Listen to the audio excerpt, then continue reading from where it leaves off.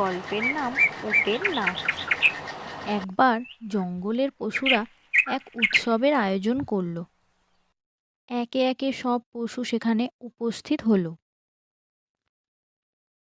বনের পশুদের একসঙ্গে দেখে এক বানরের মনে খুব আনন্দ হলো।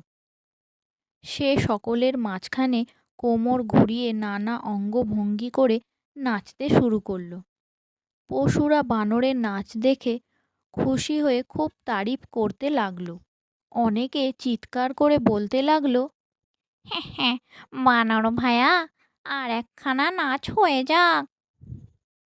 বানরের এমন প্রশংসা শুনে এক উটের খুব হিংসে হলো।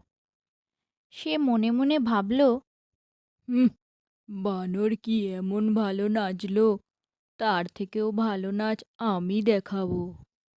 এই ভেবে কদর্য চেহারার বিরাট শরীর নিয়ে বানরের দেখাদেখি সেও নাচ আরম্ভ করলো।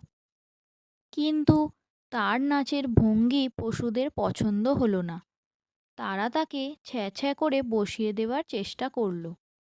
উট কিন্তু তাতে দমল না। সে ভাবল, হাত পা ছুঁড়ে নাচলে নিশ্চয়ই সকলে তার প্রশংসা করবে। উৎসাহের চোটে উট তেড়ে ফুঁড়ে তার কদাকার পা ছুঁড়ে তিরিং বিরিং নাচ জুড়ে দিল।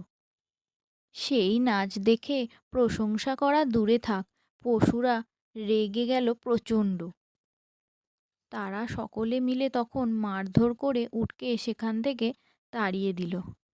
তো বাচ্চারা, আজকের গল্পের নীতি কথা হলো, হিংসার বশে অধিকতর যোগ্য কারো সঙ্গে যারা টক্কর দিতে চায়,